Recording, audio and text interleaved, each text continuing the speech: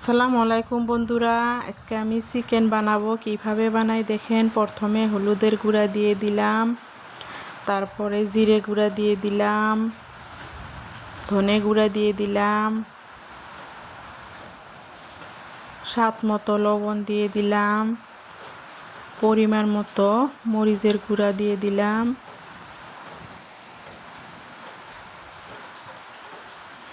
আদা বাটা, রসুন বাটা, লঙ্কা বাটা এগুলা দিয়ে দিলাম। এইবার আমি সরষের তেল দিয়ে দিব, পেঁয়াজ কুচি দিয়ে দিলাম। সরষের তেলটা দিয়ে ভালোভাবে এবার মাখাইয়া নিব।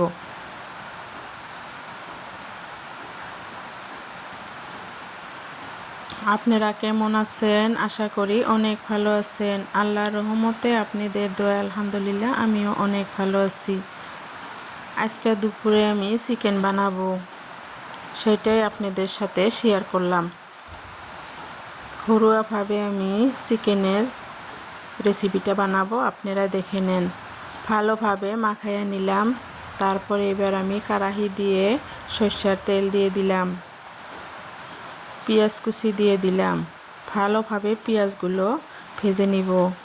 আশা করি ভিডিওটা ভালো লাগবে। যদি ভালো লাগে লাইক কমেন্ট শেয়ার করেন, সাবস্ক্রাইব করে দিয়ে নতুন বন্ধু হয়েন, সাথেই থাকেন। এইবার আমি গোটা জিরা দিয়ে দিলাম, দিয়ে ভালোভাবে ভেজে নিব।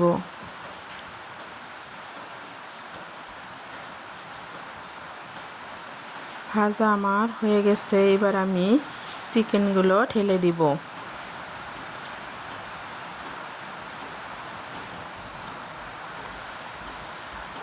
এবার ভালোভাবে কষায় নিব।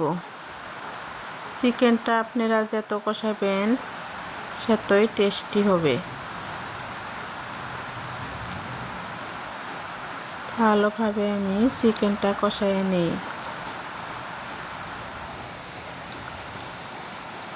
এবার ঢেকে দিলাম, ঢেকে দিয়ে ভালোভাবে কষায় নিব।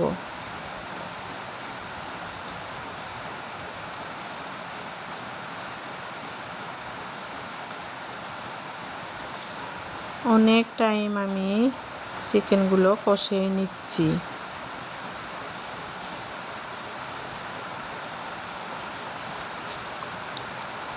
দেখেন আমার চিকেনটা কষানো হয়ে গেছে।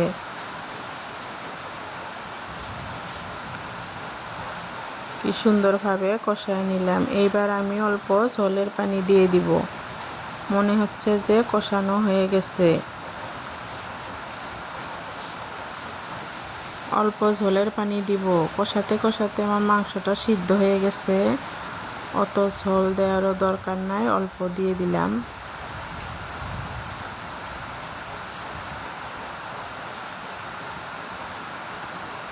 দেখেন বলক চলে এসেছে।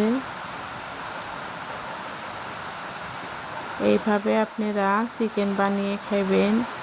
এবার আমি অল্প গরম মশলা দিয়ে দিলাম, দিয়ে এবার আমি নামিয়ে নিব। হয়ে গেছে আমার সবজিটা। দেখেন কত সুন্দর হয়েছে, লোভনীয় হয়েছে। কালারটাও মাশাআল্লাহ অনেক সুন্দর হয়েছে। ভালো থাকবেন, সুস্থ থাকবেন। আল্লাহ হাফেজ।